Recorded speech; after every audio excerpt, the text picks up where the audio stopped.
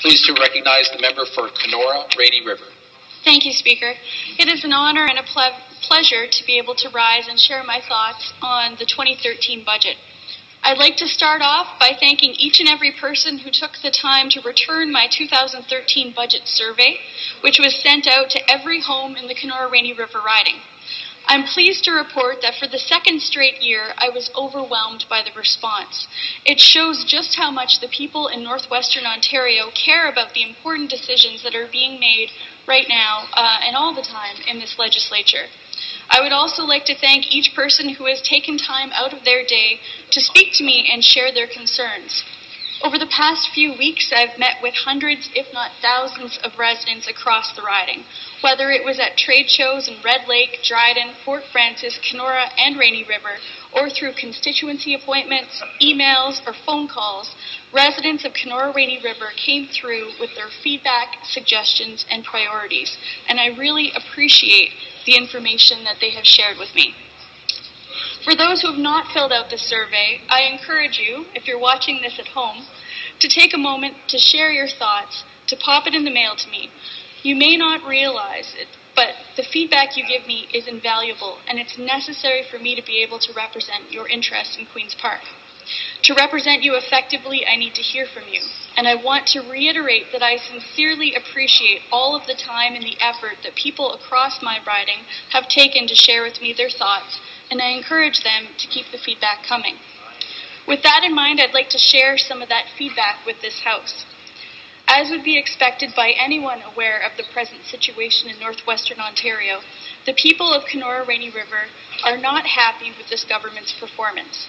When asked, how would you rate the current government, a whopping 62% responded that this government is out of touch, while only 5 respondents, that's not a percentage, there was only 5 of them, indicated that the government is in touch. I'd like to remind you, Speaker, that I sent this survey out to more than 28,000 households in the Kenora-Rainy River riding.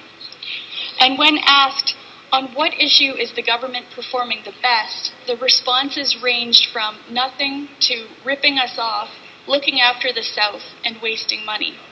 And when asked which areas of the government is performing the worst, responses range from things like hydro rates to cost of living and treating us all equally. And I just want to point out that I didn't have an option, a list of options to choose from.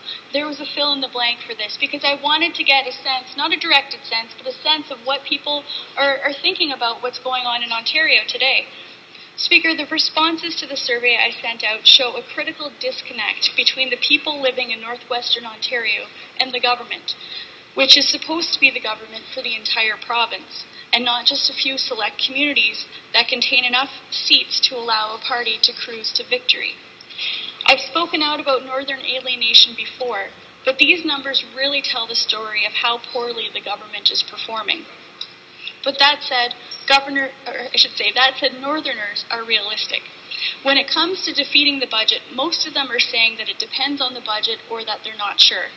Despite an overwhelming level of frustration with this government, they're willing to give things a chance.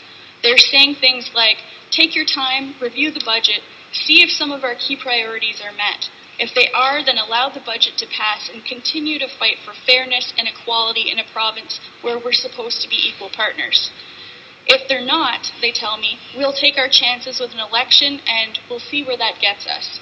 Although most would prefer to avoid the $100 million election in exchange for meaningful action on the issues that matter the most to them. It's for that reason that I joined my caucus colleagues to outline priorities for the budget. And I have to say, it's nice to have some major northern priorities among the 5 things that we sought in this budget, such as lower auto insurance and a 5-day home care guarantee. I think it's fair to say that things like auto insurance and home care are higher priorities in the north, because we don't have the luxury of public transit like people who live in communities like Toronto and Mississauga and other places do, which makes the use of our vehicles essential to northern life. And Northerners are fed up with high insurance premiums. In fact, of the surveys that I've received, a whopping 90% of the respondents labeled lower insurance premiums as either a high or extremely high priority. Over the past few weeks, I've had people seek me out at public events to thank me and the NDP for the work that we're doing on this file, because we in the North are paying far too much for a service that the province requires us to have, and for a mode of transportation where there are virtually no other options. And it's true this government has made changes. Unfortunately, those changes have benefited the insurance industry and not the consumer. Benefits were basically cut in half. Despite this, insurance premiums remained about the same. Reform is needed, and our proposal to cut premiums by 15% meets that. Unfortunately, though, with this government, while acknowledging a vague goal of hoping to accomplish this cut, they fail to set deadlines to provide any real guarantees, and the government is expecting us to take it at its word. But we in Northwestern Ontario are a little skeptical, because we've seen Liberal promises before that involve the announcement coming first and the plan, if there ever is one, coming second. And I'll give you a few examples. The announcement of the Aspenware plant in Dryden. There was a bunch of clamoring to announce this, got everybody's hopes up, and then it didn't appear. The twinning of Highway 17 near Kenora, which has been announced multiple times, yet we still haven't seen any work undertaken. And even the recent decision to allegedly save the experimental lakes area. This government has shown time and time again that it's only concerned with the announcement and not the result, and that simply isn't good enough for those of us living in the Northwest. Similarly, we in the NDP have identified home care as a service that is in desperate need of attention. Once again, this is more of an issue in the North, particularly in the Northwest, than it is in the South. In Southern Ontario, most communities aren't doing too badly when it comes to delivering home care services. Reform is still needed, but the wait times might be about a week or two. But in my region, people are waiting up to 6 months, or they're being denied service altogether because it just isn't available in their community. This past Friday, I took part in RNAO's Take Your MPP to Work Day in Sioux Lookout, and I saw firsthand how urgently an investment is needed. At any one time, 1/3 to 1/2 of the hospital beds are being occupied by individuals in need of long-term care and home care. It boggles the mind, 1/3 to 1/2. Adding cost to the system because proper investments haven't been made in northern healthcare.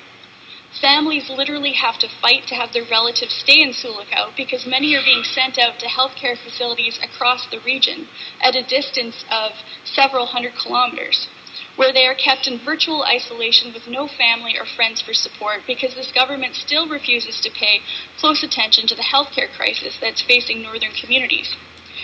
One person who I met in the hospital has been there since October because the home care services he needs cannot be met. He's away from his family, he's suffering, his family is suffering, and the system is suffering because the government cannot provide home care services in the Northwest in a timely and effective manner, and that is shameful. But what's even more shameful is the fact that each and every patient who is admitted who could be in another facility or kept at home with adequate home care is costing the system $2,000 per day. By failing to make strong commitments to ensure access is available, we are tapping the system dry, and something needs to change. This is why almost every respondent to my survey identified a 5-day home care guarantee as essential. And while the government has listened to us and promised more money, actually much more money than what we believe is needed to effectively implement a 5-day home care guarantee, they refuse to commit to a guarantee. And my concern is because it seems like it's been this way in every other part of the healthcare system in the province, is that the government improves the service in the South, but we in the North are left in the cold. And that's my concern because we've seen it time and time again. The people of Northwestern Ontario are fed up with healthcare that isn't equally applied across the province. And we're fed up with the province not making firm commitments to improve access to the service. And frankly, the failure of this government to set firm goals shows that they aren't committed. Speaker, this is about fairness and this is about justice for the North. The new Premier says she wants to be the social justice Premier. Well, social justice isn't just the ability to say, my policies aren't as bad as the last guy's. It's not about that. The Premier has been in office for a few months now, and we're still waiting to hear her grand plan. We're still waiting to hear how she's different, and we're running out of patience. We need to see a budget that includes firm commitments to improve our situation. We need to see this province accept proposals to increase accountability, such as a financial accountability office which can curb this government's reckless spending. And we need to see ombudsman oversight for healthcare services to ensure that we in the North can go to the government and say that we're not being treated equally. Speaker, things need to change.